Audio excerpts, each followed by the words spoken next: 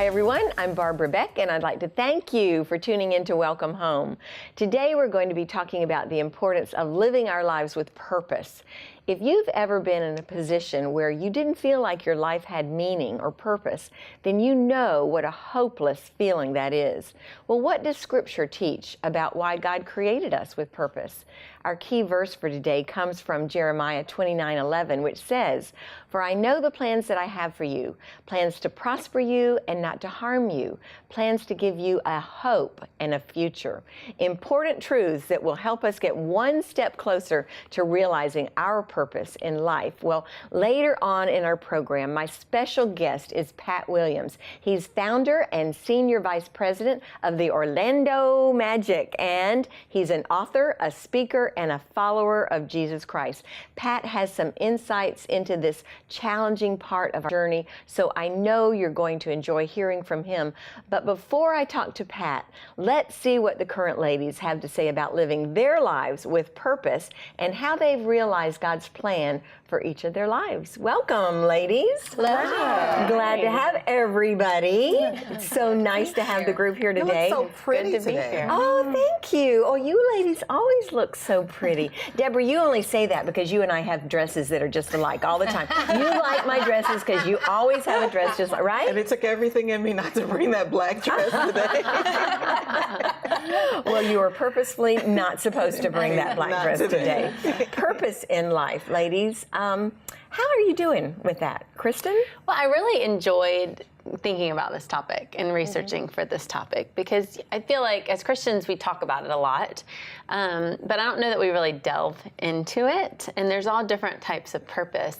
But y'all remember a few years back, Rick Warren, who's pastor of Saddleback Church in California, wrote a book called The Purpose-Driven Life, which was one of like the best-selling books all across the world for many, many years.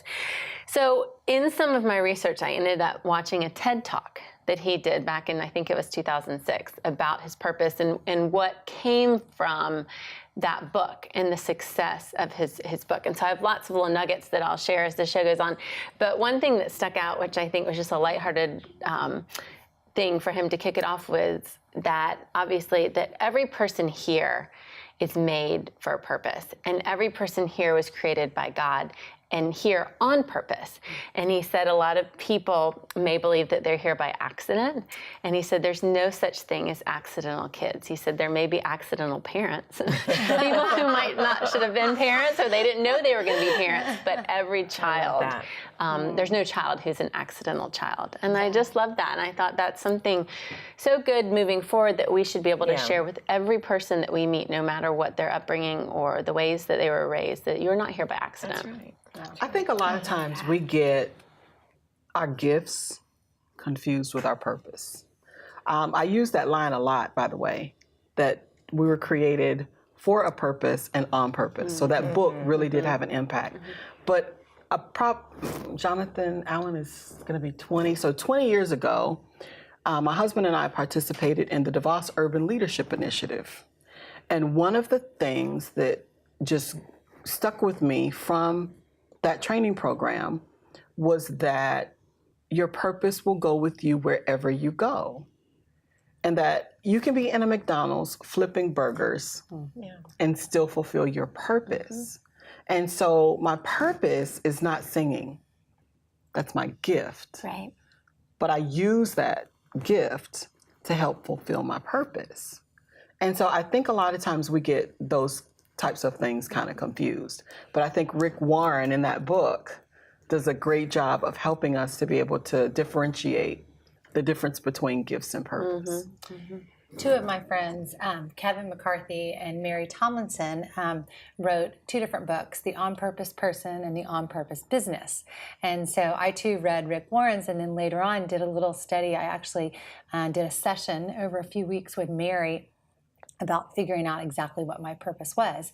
And it was so fascinating that I learned when you're off purpose, you really feel it. When you have weeks and days where you're not doing what God kind of designed you to do, it doesn't feel right. And so, and I also learned, because I've done it a couple different times with a span of some years, and sometimes it can just change a little bit depending on kind of where your ministry, where your work, wherever it is.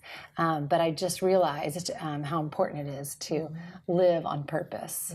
You know, I love it because I also read that book several times. I think we've all read Purpose Driven Life, and if any of you haven't read Purpose Driven Life out there, please read it, because it's still challenging. Because what I love about that book is it starts out, life isn't about me. And I think that's the biggest thing for me, is when we really come to understand it's free. And I look back at my notes from when I read that book, and I kept writing freedom.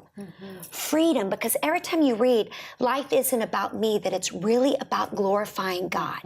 Then it takes all the pressure off of us, because, you know, we live in such a society these days that teaches us that life is all about our happiness. And happiness is so fleeting, because we think it's about positions, it's about possessions, it's about power, it's about greed, it's about sexual pleasure, it's about all these things, only to find that ends us so meaningless. I mean, Solomon, didn't he say that in the Word, that this too is so meaningless just to gather? But when we really get our life back, that life is about what we're doing for Christ, then we all of a sudden have purpose, because it's not about me and my glory. It's about bringing glory to Him. And for me, there's just so much freedom in that. Oh, I love that you brought up Solomon, because in Psalm 72, it's a prayer of Solomon's, and he is begging God for more influence. And you read the first half, and you're like, my word, I mean, how much influence do you want? This seems so egotistical. You keep praying and praying for influence. And then the very second half talks about all the people that he can help with influence. And it talks about caring for the orphans, caring for those in prison, caring for those who are sick, caring for those who are needy, basically all the marginalized groups in our world. And I think that when we are given influence, there is such stewardship that we need to have over influence, because influence is our ability to help other people. That's right. And God calls us to serve. And I mean, I believe that's one of our biggest purposes, is how are we going to serve the Lord with what He's allowed us and that to do. influence doesn't always have to align with resources that we have. You know, our influence is, and like Deborah, you're talking about our gifts. If our gifts it would be working with children, you can do that without having a lot of resources. You can work in the children's nursery at church, or you can work down at a homeless shelter. There's so many ways that we can fulfill our purpose in life. And I kind of want to add another word into this, because I think it's important. I know. Here we go. I think that we've all kind of understood that our purpose is to honor and glorify God. Maybe through our gifts, but that is not our purpose. So what about our calling? How does our calling differ from our purpose? Does anybody see a distinction there? Wow, I don't know. I think that comes back for me sort of what she was saying about our calling is more in our giftings. Because I think the purpose is sort of what drives me. My purpose to glorify God is in everything. I mean, I really take it serious. It's in everything I do and say, whether if it's with my husband, my children, my friends. I just want to live a life that glorifies God. But my calling, I feel like, is how I go about doing it, using my gift. Don't you? I mean, when you said that, I thought that was so good. Yeah, I think calling is what gives you the opportunity to use your gift. And ultimately, you use your gift as a part of how you fulfill your purpose. But your purpose is at the core. And I don't think your purpose ever changes. It does not We're talking change. about seasons, Leanne, and it changes. But maybe your calling is what changes. You know, there are seasons in my life where I did a different job than I did this job. I did 13 years of teaching school. That was my calling at that time, and I never felt like I was out of my giftedness. That was where I was supposed to be at that time. And it might be that as I've gotten older, I think it gets more defined, maybe, you know, because I remember being in my 20s and people talking about purpose at the church or whatever. I'm like, what, you know? And I think it was not being mature enough. I remember what my pastor used to say, what breaks your heart for God, you know, that's what your purpose. And I, you know, it took me a while to figure that out. And maybe it was just a while to figure out my calling necessarily. Because your purpose is deep, like you talked about being at the root or the core of your being. Yeah. Our purpose, God created us for one reason, right? To honor and glorify Him. And in doing that, in honoring and glorifying Him, then we do what you're talking about, Kristen. Then we serve and we use our gifts and our talents and our abilities to influence others, to make others' lives better. So do you think our purpose is all the same then? That's it? I do. And so what I think the reason I said that is because they try to get you a two-word purpose statement, right. Which is different for each of us because we all have, and I think it's just around the giftedness. I think so probably. too, and that's when I would start calling it maybe your calling instead of your purpose. Yeah. But I don't exactly remember because I read Rick Warren's book so long ago. But I believe that he would say that we all are created for that reason, for that purpose, and so we're just really kind of it's just all in semantics. But yes, our calling changes, but that one underlying reason that we're here, that God created each one of us, is to honor and glorify. Yeah, and I think if you look at it from the standpoint of that being the overarching, thinking of Lee Swanson now, that's that overarching purpose that touches every one of us. Every person was created to honor, to worship, to praise God. Right. And so, but out of that, everybody is called to something different. Yeah. And then, based on how we handle that, how we honor our purpose, and how we walk in our calling, will determine how much God will increase our influence. Because the more the more focused I am on fulfilling my purpose and doing what it is that God called me to do, and honoring Him in that, I feel like God looks at it and says, "Wow, you've been great with this little bit. Now I'm going to give you a little bit more." And so a lot of times we look at people and we say, "Oh my gosh, their influence or their ministry is so big." Well, I promise you it didn't start that way. It started with them being attentive to this one relationship and being able to share Christ with this one person. And then it grew to two people, and then on and on and on, if you will. And even if it's serving, because some people are called to serve Christ in a different way, but it'll start with something small, and then you'll watch God increase their ability to be able to serve others. And I'm glad you brought that up, because I think it's so hard for anybody that's watching out there. We get this, it became such a big thing of finding your life's purpose that honestly it was almost exhausting. I don't know if y'all remember it, but we've got all these kids graduating. They're all trying to find their life purpose. And then you go through your 30s and you're still trying to find your purpose. And then you hit your 50s and it's constantly this. You forgot your 40s. Yeah, well, let's forget them. I haven't hit those yet. Go from 30s to 50s? But you know what I'm saying? It's this constant, if we're not careful, it becomes a drudgery instead of walking in it. He says, my yoke is easy. My burden is light. And I think that if we're not careful, everybody watching today, just walking in our life's purpose, it's going to be different for us all. And I love how you said that at different seasons. It's different for me right now at this season than it was 5 years ago when I was singing in front of 30 and 40,000 people every weekend. I'm at a different place, but it's nonetheless still significant. And I think that's so important. We want to watch being careful what the world wants to put on us of what purpose really means. Because if I can walk into my kids' school or go into the read to them at night, like you say, you'll sing, that's significant. You're making a difference in the future. And I love that all of us say that, is that there is a difference between purpose and that calling, but all of it is significant. Because as long as we're bringing glory and honor to Christ, no matter where we are, and we're giving all that we have for Him, that's the biggest thing. I always think, don't give God your spotted calf. Give Him everything you got, all the time. And then that way He really is glorified. I don't know. Well, yeah, and Deborah, you brought up one of my favorite concepts, being the daughter of Tommy Beck, who worked in financial Christian concepts ministry, Crown Ministries, for a number of years with Howard Dayton. Stewardship.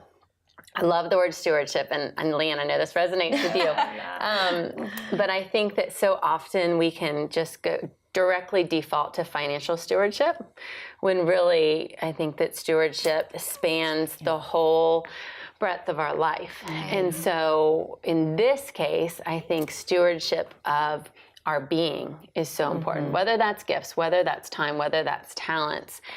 I believe that if we are called to be good stewards of those things, and in doing those things, we can, in being a good steward, we are able to fulfill the purpose.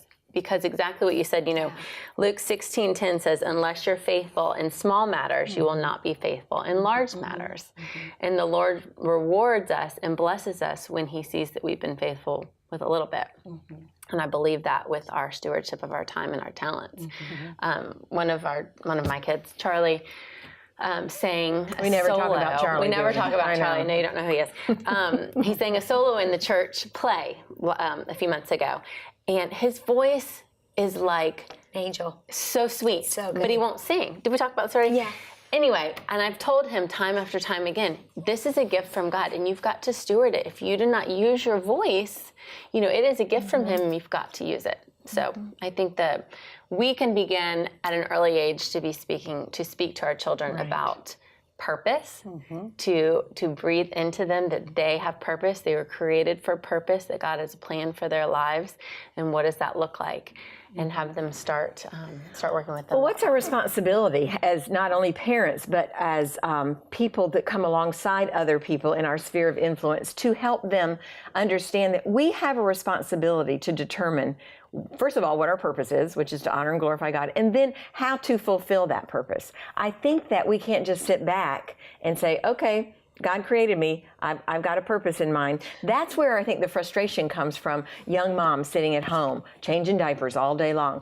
People that are, and I know those are two extremes. There are people in nursing homes that are, I don't have a purpose. I'm just lying here in a bed all day. I remember that with my dad, your papa, and how I said, Dad, you still have purpose in life. You pray for people on that bed, and you also, my dad was so great about encouraging other people when they would come into his room and see our family loving on him and seeing the way that he loved us unconditionally. We continue to have a purpose to our dying day.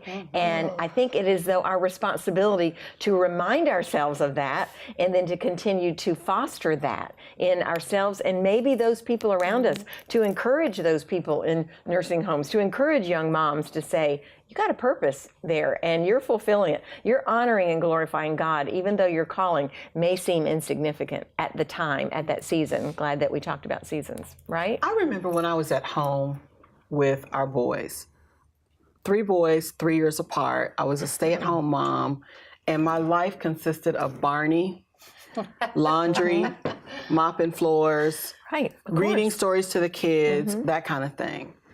And I can remember thinking, why am I here doing what I'm doing? And what happened was my focus changed. And I realized that God had given me an amazing opportunity to be at home, to be a stay-at-home mom with our kids.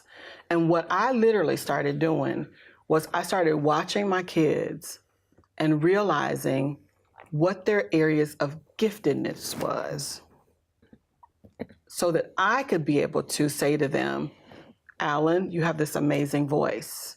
Jonathan, you have this. Julian, you have that. And then I started helping to develop that. And today, at 22, 19, and 16, they use those gifts, Barbara, that I identified when they were 2 and 3 years old. Right. They use them in ministry to bless other people. Right. Now, I'm not running around saying, you're going to be a preacher and you're going to do this. No, I'm simply saying, this is the gift that God has given you. And he's given you this gift, not for you, but for his kingdom, Right. and to be a blessing to his people. And it amazes me how other people encourage my kids, but it started when they were 2 years old, just playing in the house. But Deborah, I love what you've said, and we need to do this more with Charlie, is that God's given you this gift. And so our little Charlie is just all about, Charlie, I'm too shy. I don't want to do that. You know, it's embarrassing for me to sing and to be out there in public. And you hear people say that all the time. But if that perspective can be communicated to them, like, it's not about you. You know, it's about what you can do with that gift to honor God and to influence and to minister to other people. I think that's the missing piece that we've not done with Charlie well. And we're going to do that. And I think God gives us opportunities. I mean, because when you start talking about purpose and gifts and callings, You know, there are opportunities being presented to us every single day to walk in our calling and to fulfill our purpose. And so with our kids, maybe Charlie does like baseball and football and this and that and the other, but when you're looking at him and you see that that is his gifting, how do we find programs and opportunities for him to do it, even if he's doing it in the background and not as a lead vocalist, so that he starts to hear himself and understand and gain that some I confidence. really can sing, that this really is a gift.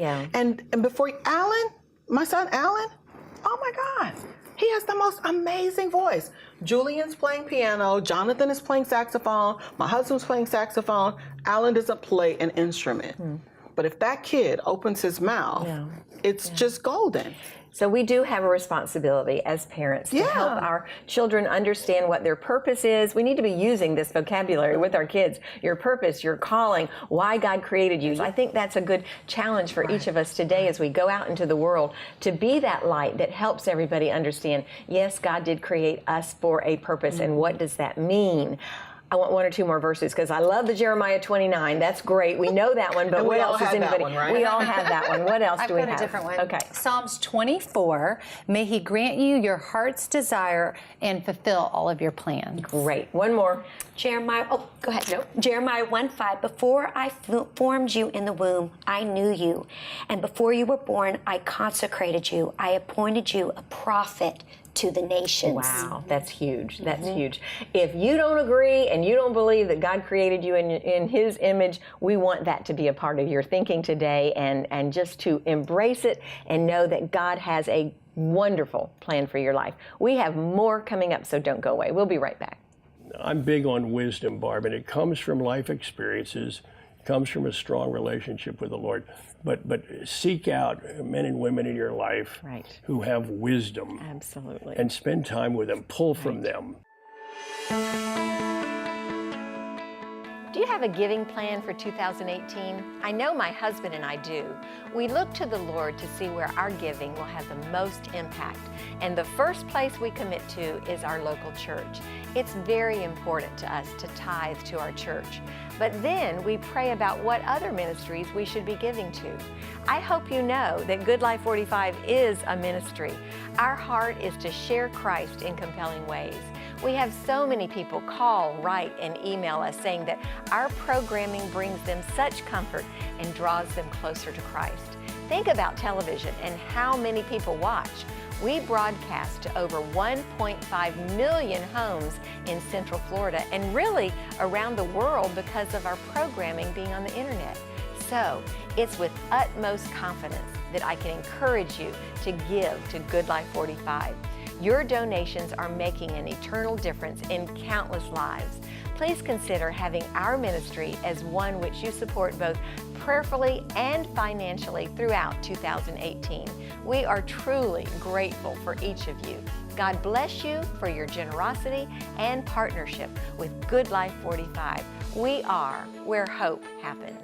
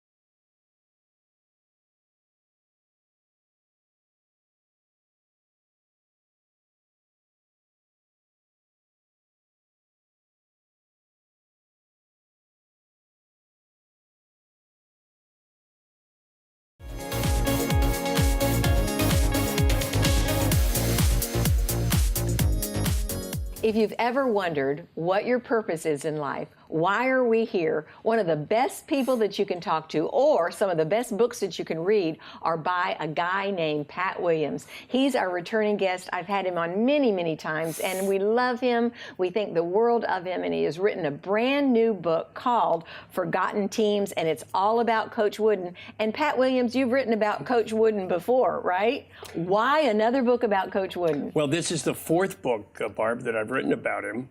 And this one is kind of interesting because he ran for, 20 years, summer camps, summer basketball camps in the LA area, touching thousands of youngsters. But that part of Coach Wooden's life really had never been examined or looked at. So I thought if we could really dig into that and talk to many of those campers and young coaches who worked there. And I mean, could we track these people down and get their thoughts and memories about what Coach Wooden was like in the summertime with these young campers? What would we discover? So that was the reasoning behind the book. And what we discovered, Barb, was fascinating. And that's why we feel this book, is going to be impactful. Absolutely. I love reading about him. And I love the stories that you tell about some of the guys who have been impacted by him. And young ladies, too, as well. Basketball camps that he's led throughout the years, summer basketball camps. But your relationship with John Wooden is a really, really cool one, too. Tell us how you got to know him and how affected were you by being a good friend of his? Well, I'd been in the NBA for many, many years, and so my paths had crossed with him a time or two. However, I wanted to write a book called How to Be Like Coach Wooden. So he was probably at this point, Barb, in his mid-80s. I wrote him a letter asking if he would bless the work. And I got a phone call shortly thereafter, and here's what the conversation was like. Mr. Williams, this is John Wooden, the former basketball coach at UCLA. And you're like, I think I know who you are. Yeah, that's what he said. Yeah, he did, really? Oh, yes. He said, I'm the former basketball, which says something about the man's humility. Oh, absolutely. He then said, I am not worthy of a project like this. He said, but if you would like to do it, he said, you go on ahead. So that opened the door and led to, 5 or 6 or 7 opportunities to go see him when I was on the West Coast, to take him out to dinner. The 5 o'clock early special, Early bird. Yeah, early bird special at 5 o'clock at his favorite restaurant, the Valley Inn. Then back to his condo in Encino, California. Nothing extravagant. Oh, no, right?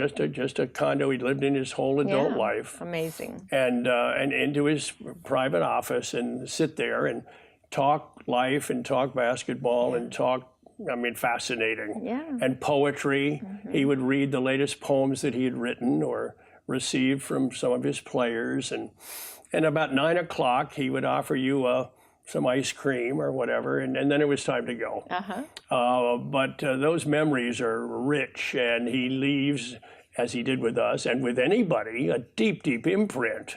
So what did you glean from him? What were some of the life lessons? Well, the most important thing I learned was always be prepared. He was a fanatic, even in his summer camps. Fanatic for preparation. Tie your shoes and put your socks on right. Well, that would be the second thing about little things. He was a stickler for taking care of the little things. And yes, with his campers, as with his UCLA players, he taught them how to put their socks on properly without wrinkles and to smooth them out, and how to put your foot properly into the shoe and get the tongue just right, and how to lace your sneakers. And did anybody ever balk at some of his Oh, I'm sure they chuckled or laughed at him, I would think. But it's super important, too. Yes, and then to double knot them. If you wanted to drive him crazy, have your sneaker come unhinged in the middle of a game. So he was a fanatic about taking care of your feet. Right, the little things. And avoiding blisters, which could, set you back a month. So little things. He was also, Barb, a teacher. He was an English teacher by trade. But he was constantly teaching, yes, basketball fundamentals, but even with these youngsters at camp, he was teaching life. The key elements to have a successful life.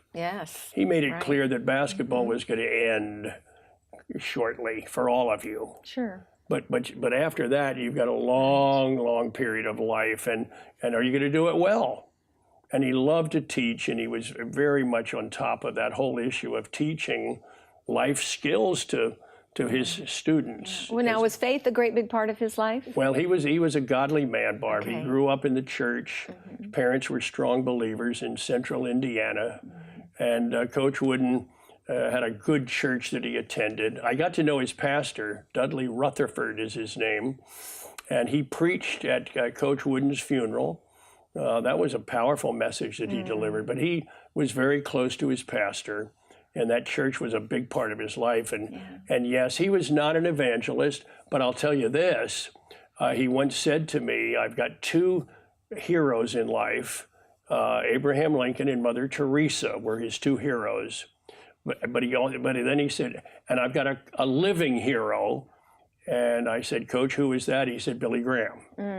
He said, that's my living hero. Did he ever meet Billy Graham? I don't think he did, but they've met now. Okay. You know, Yes, absolutely. they've met now. Big reunion. But I've often thought, Barb, Abraham Lincoln, Mother Teresa, and Billy Graham, and Coach Wooden. Wow. Now that would be a lunch for the ages. Yes. And I would love to be underneath that table with a tape recorder, Just listening. you know, and just Right. taking all that in. I'd even pick up the tab for the lunch if we could have that meeting. That would be something. Right. So he was like you said, he was by profession a teacher. But then the coaching, how did that happen with him? Did he quit teaching to become a coach? Well, he was a great athlete, first of all. He went to Purdue University, where he was an All-American basketball player, you know, in the early 30s, and a Hall of Fame player.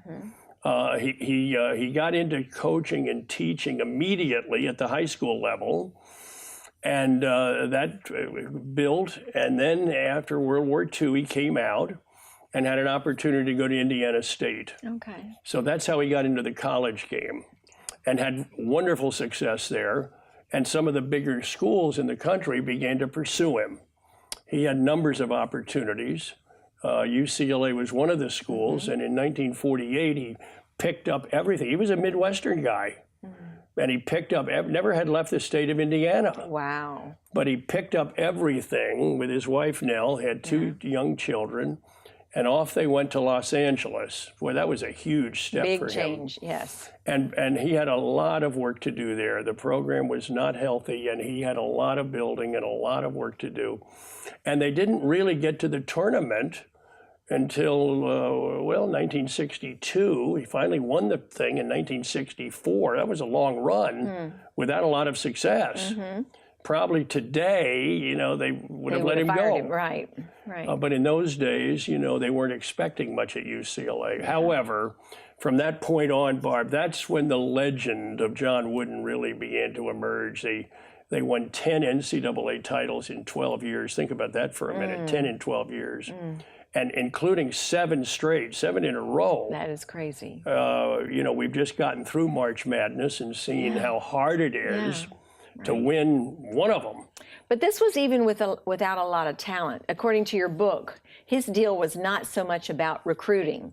It was more about taking the guys that he had and turning them into fine young men and understanding the basic skills. I know one of the things I read, Pat, was about balance. And I know he made an analogy about, you know, shooting with balance and keeping your hips aligned and all this kind of thing. But the balance thing went also into a life lesson about having balance in life. Well, that would be true. His point was, you need to have your spiritual life in order, and you need to have your family life in order.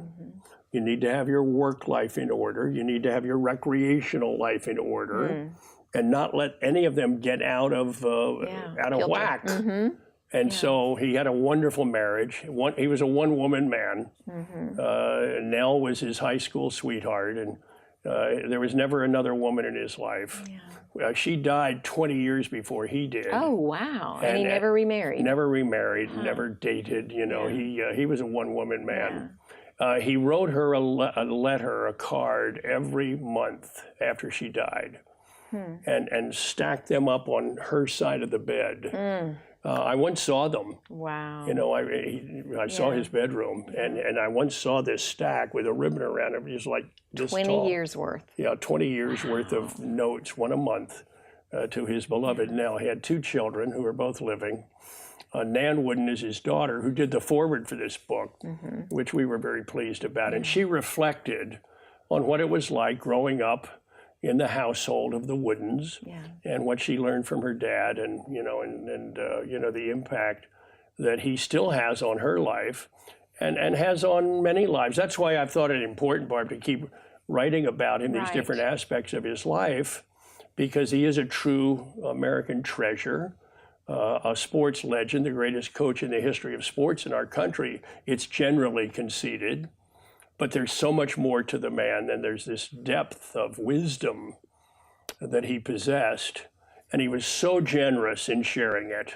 You're going to be mad at me for saying this. Sure. But I think you write books about John Wooden because you see things in him that you have incorporated into your own life. As I was reading this book, I'm thinking, that's what Pat would have said. Pat is a teacher. Pat does this. Pat does that.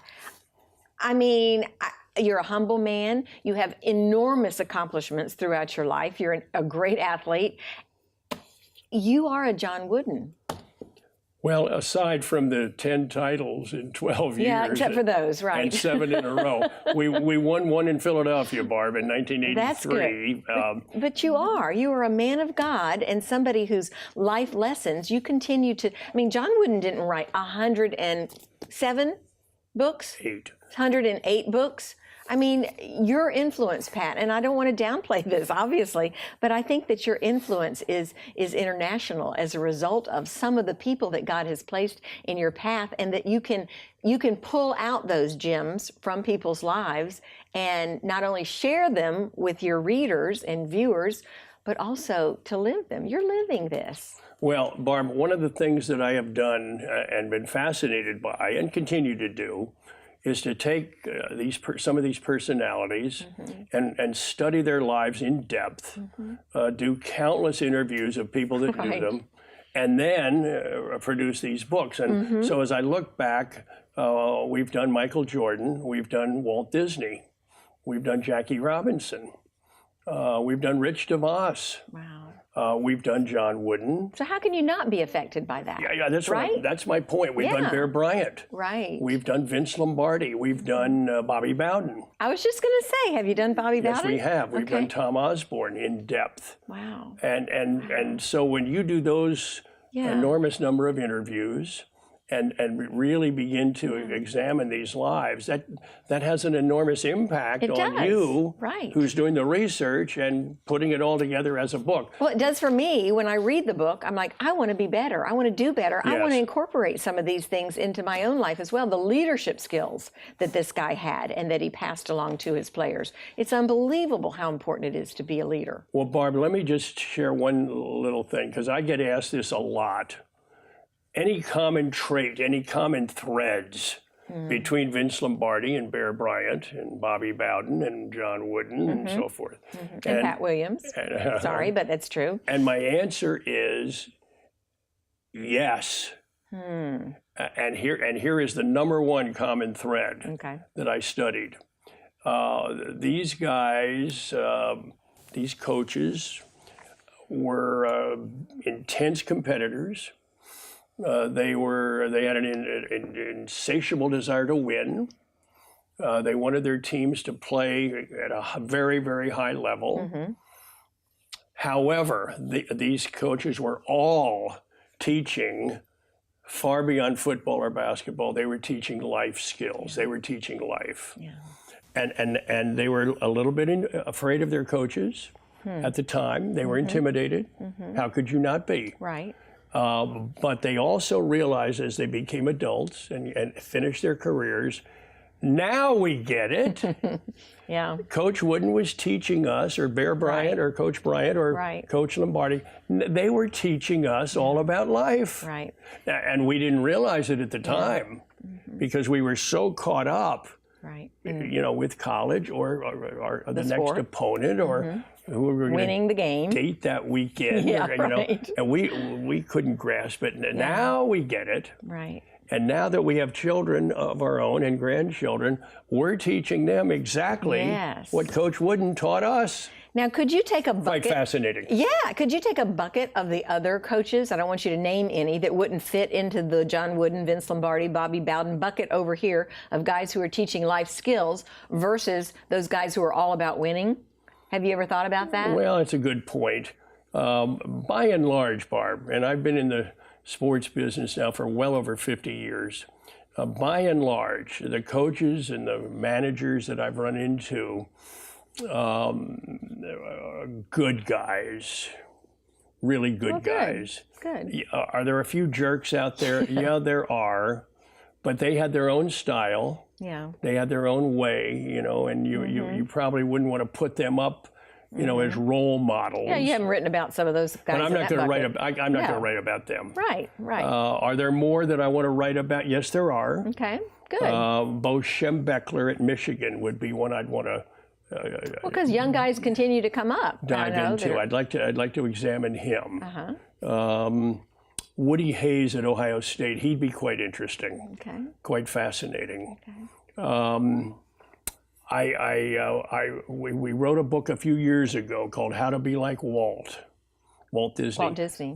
And living here in Central Florida, Barb, Yeah. it behooves us Yeah. to know Walt Disney in depth. But I've got another book that I want to write called Walt Disney on Leadership. Okay. This remarkable man, do you realize we had 66 million visitors in Orlando last Yeah, year that's crazy. from all over the world? Yeah. All because of Walt Disney, when you get down to it. Because of Walt's creativity and his ideas and his leadership, 66 million people. Yeah, I want to read that book. I want you to write it and read Walt it. Disney on leadership. There had to be leadership Right. skills there, Barb, off the charts.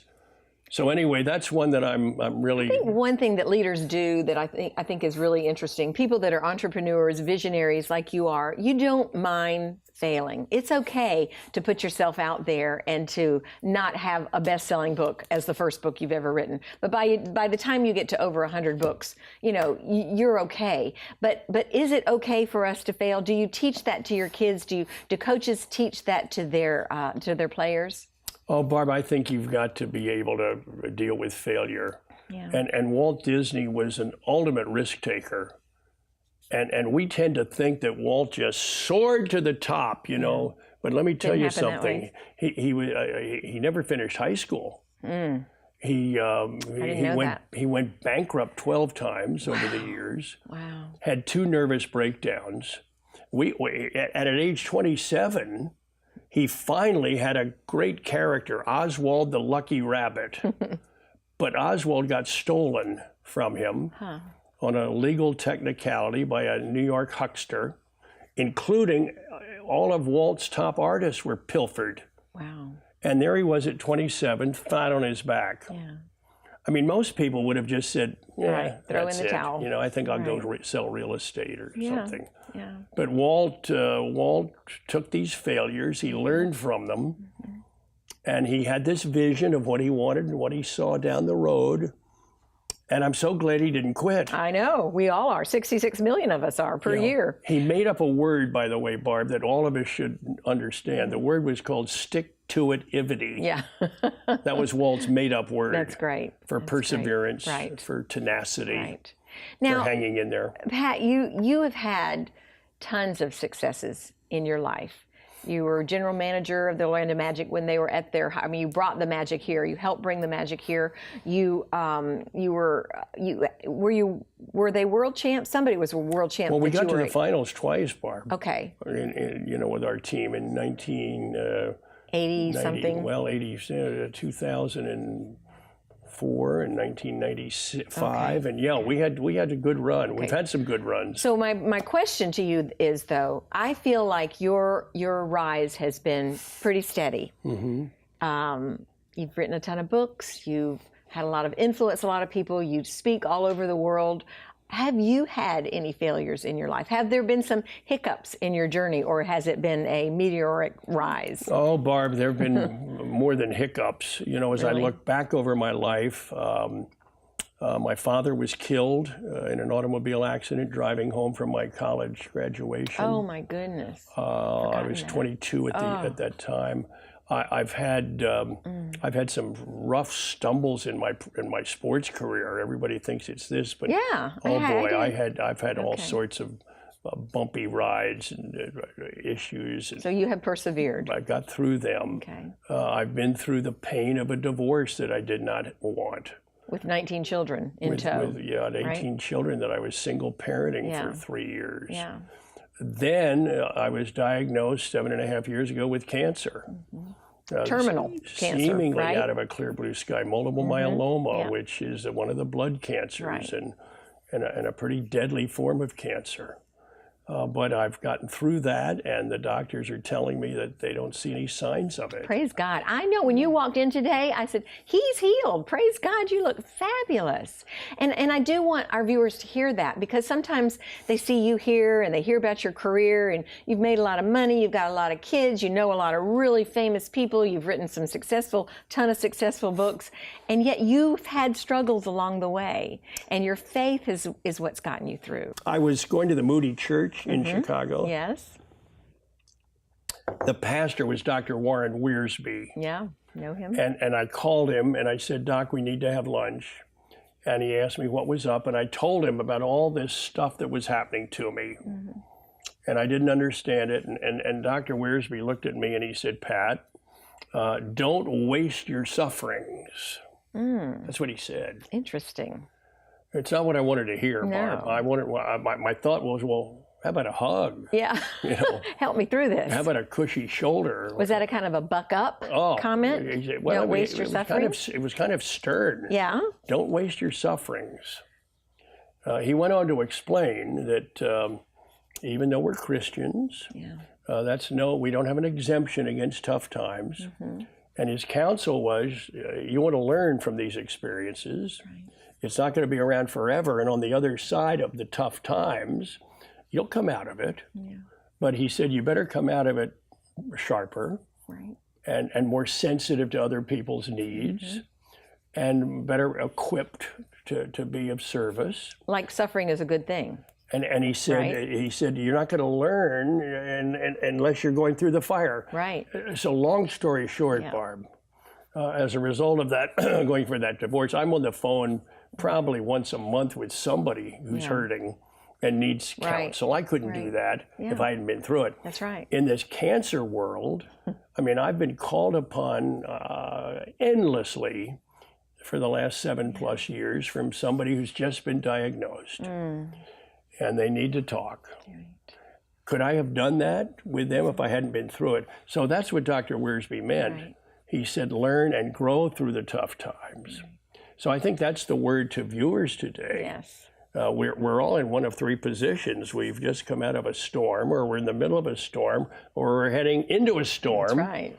And none of us are exempt. Right. So what are you going to learn in the middle of the storms? That's really the bottom line. And how can we learn? A lot of years ago, you said to me, it's so important to be a reader. And I want to encourage our viewers today. You can not only become more interesting to people that you're visiting with, but you can also grow in your faith and encourage other people. I think you told me, Barb, if you would read, did you say one book a month or one book a week? Well, my challenge is to read one book a week. A week. That's 52 books a year. How much smarter would we be? How much more interesting would we be? How much more faithful would we be and informed about what's out there? I can't encourage our viewers enough. And you, years ago, encouraged me in that regard. And Barb, it's amazing. The more reading you do, the better you get at it. Your brain becomes more wired and needs and craves the exercise of reading. Who do you like to read? Well, people ask me all the time, well, what should I read? And I say to them, well, what are you interested in? Yeah. That's where you should be reading. Okay. And then they say back to me, well, Pat, what do you read? And I say to them, I read about baseball history. Because that's what you like. And I read Christian inspiration. Yes. And I read leadership books and success books and presidential biographies. Oh, that's good. And I read Civil War history and Revolutionary War history and World War II history. Do I dare ask you how many books a week you read? My goal is to finish one book a night. One book a night? Yeah. Do you not watch TV? Welcome Home is on every night. I know, you Barb. should be at least watching Welcome Home. I watch that, and I watch. I know you do. I watch basketball with the sound off. Okay, there you go. So you can do both. You can multitask. So with the sound off, and so I can read, glance, keep up with. So you always have a book. Always have a book going. You know, I've got two right? books in the car. Okay. And during the games, I can read at halftime or at the quarter breaks. And You're amazing. I can finish a shorter book in one night at a ball game. Right. And not miss any action. At a ball game. At any action. Now, are you reading only nonfiction? I don't read fiction. Okay. And I get into a little bit of a pickle there. Because Ruth, my wife, is she's a fiction reader. I tease her and call them storybooks. Do you not remember the balance word that we talked about a little while ago? Barb. We can have balance. I read a lot of nonfiction because you send me a book every few weeks, and then I love my fiction too. I think it's important to have balance in life. I'm fully in accord. Even though you don't read fiction. Yeah, because I'm about 700 books behind.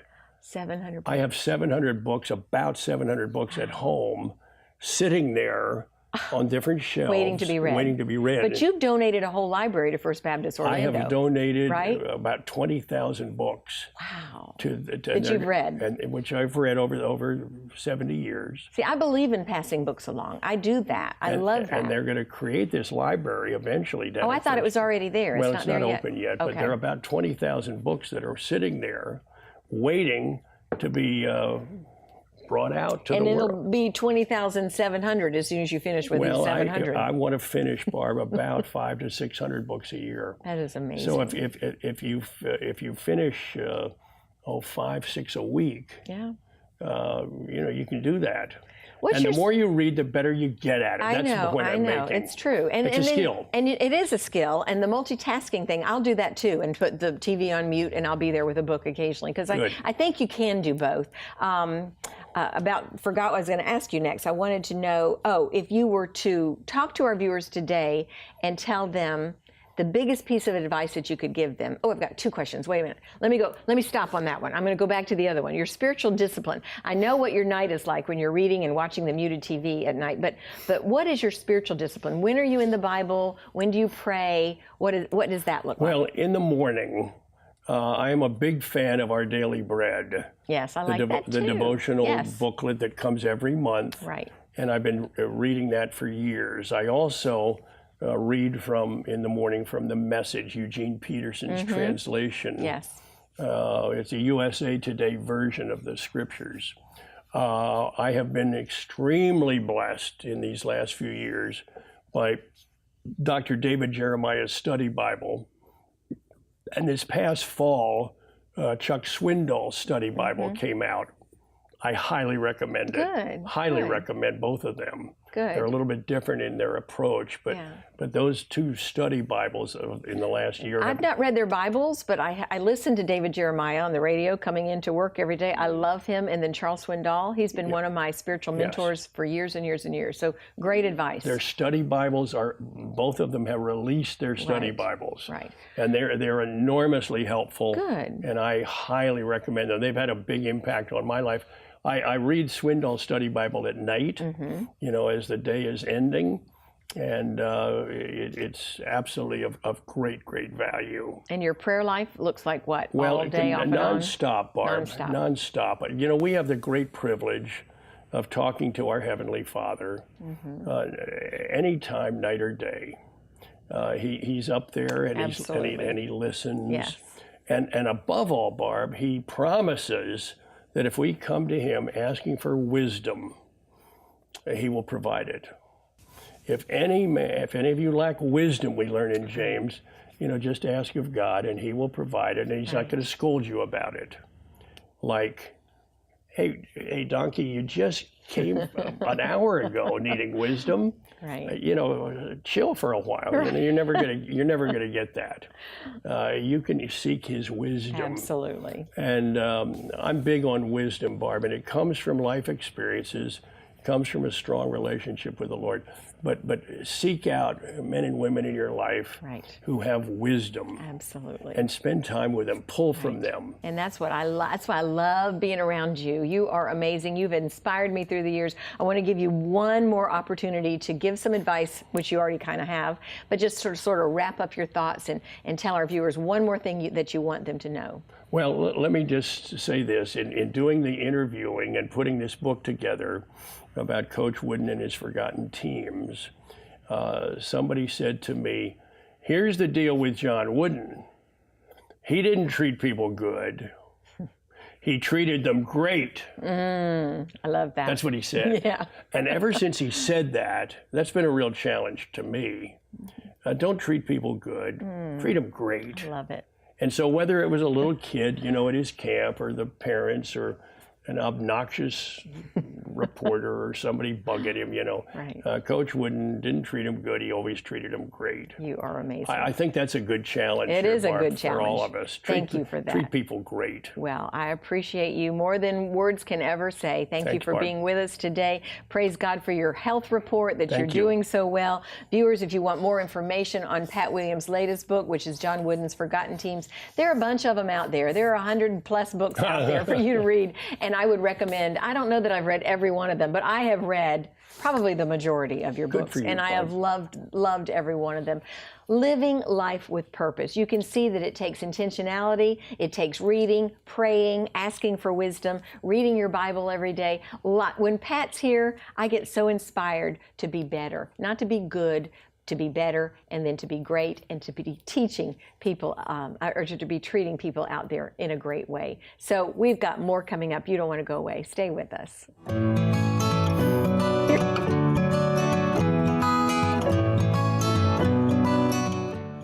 Have you ever had one of those days or even seasons in life where you want to throw your hands up in the air and ask God what He's doing?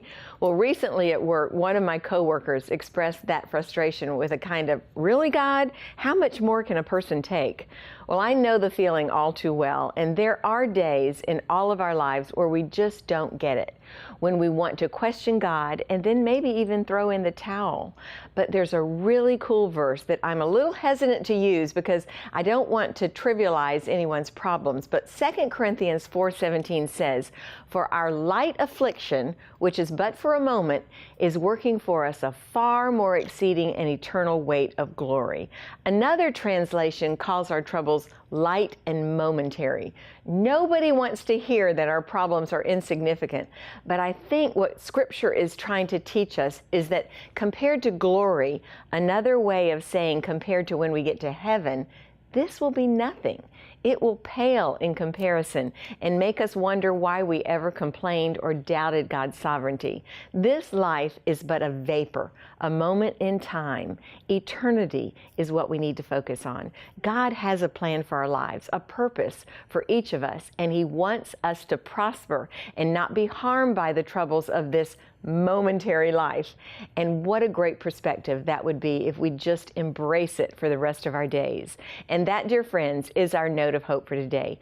Thanks so much for joining us, and God bless you.